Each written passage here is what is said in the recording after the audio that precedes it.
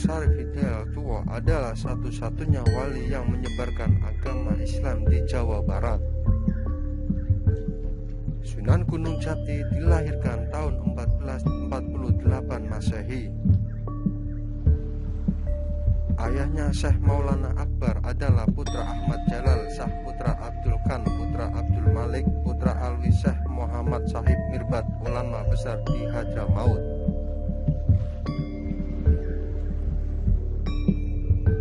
Sedangkan ibu Sunan Gunung Jati adalah Nyai Rara Santang, yaitu putri dari Sri Baduga Maharaja Prabu Siliwangi dari Nyai Subang Larang.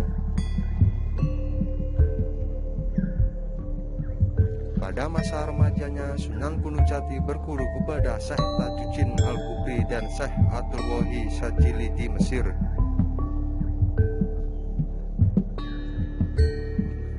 Pada usia 20 tahun, Syarif Hidayat Tua pergi ke Mekah untuk menuntut ilmu. Setelah selesai menuntut ilmu pada tahun 1470, dia berangkat ke tanah Jawa untuk mengamalkan ilmunya. Di sana Syarif Hidayat Tua muda bersama ibunya disambut gembira oleh Pangeran Cakrabuana. Syarif Hidayat Tua dan ibunya Syarifah Mudain datang ke negeri Caruban Larang, Jawa Barat pada tahun 1475.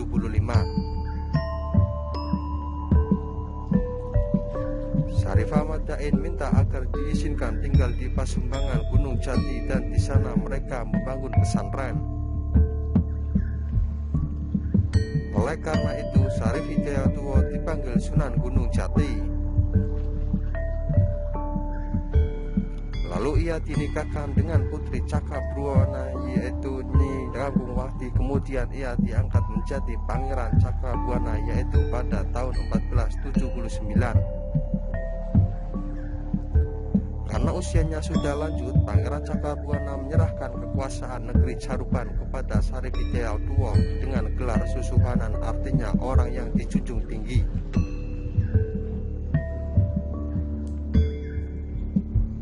Pada tahun pertama pemerintahannya, Syekh Hidayat Tua berkunjung ke Pajajaran untuk mengunjungi kakaknya, yaitu Prabu Siliwangi. Meski Prabu Siliwangi tidak mau masuk Islam, dia tidak menghalangi cucunya menyiarkan agama Islam di wilayah Pajajaran. Syarif Hidayat Tua kemudian melanjutkan perjalanan ke Serang. Penduduk Serang sudah ada yang masuk Islam dikarenakan banyaknya saudagar dari Arab dan Gujarat yang sering singgah ke tempat itu.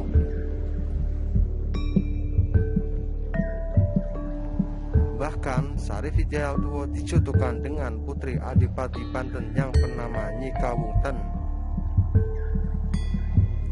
Dari perkawinan inilah kemudian Syarif Hidayat Tua dikenal seorang putra yang bernama Pangeran Sedap Tingking.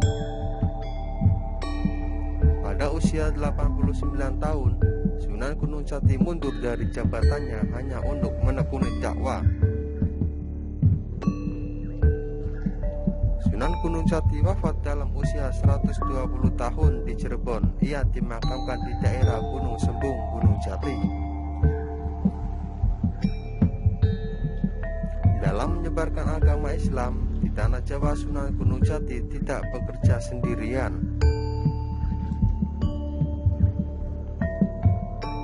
Sunan Gunung Jati sering ikut bermusyawarah dengan anggota wali lainnya di Masjid Demak. Dari pergaulannya dengan Sultan Demak dan para wali lainnya, ini akhirnya Syarif Hidayat Tua mendirikan Kesultanan Papungwati di Cirebon. Dengan berdirinya kesultanan tersebut, Cirebon tidak lagi mengirim upeti kepada Pajajaran yang biasanya disalurkan lewat Kadipaten Galuh. Tindakan ini dianggap sebagai pembangkangan oleh Raja Pajajaran. Raja Pajajaran tak peduli siapa yang berdiri di balik Kesultanan Cirebon itu, maka dikirimkannya pasukan prajurit di pilihan yang dipimpin oleh Ki Jagabaya. Tugas mereka adalah menangkap Sunan Gunung Jati yang dianggap lancang mengangkat diri sebagai raja pertandingan Pajajaran.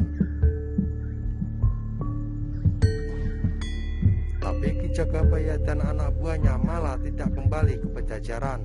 Mereka masuk Islam dan menjadi pengikut Sunan Gunung Jati.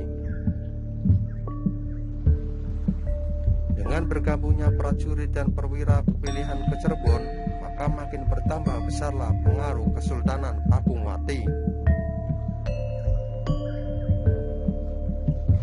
Sebagai anggota Wali Songo dalam dakwanya, Sunan Gunung Jati menerapkan berbagai metode dalam proses Islamisasi di tanah Jawa.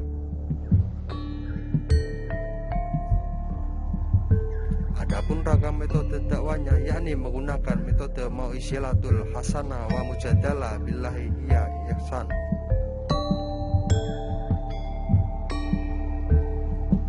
Sunan Gunung Jati di lingkungan masyarakatnya selain sebagai pendakwah juga berperan sebagai politikus, pemimpin dan sebagai budayawan.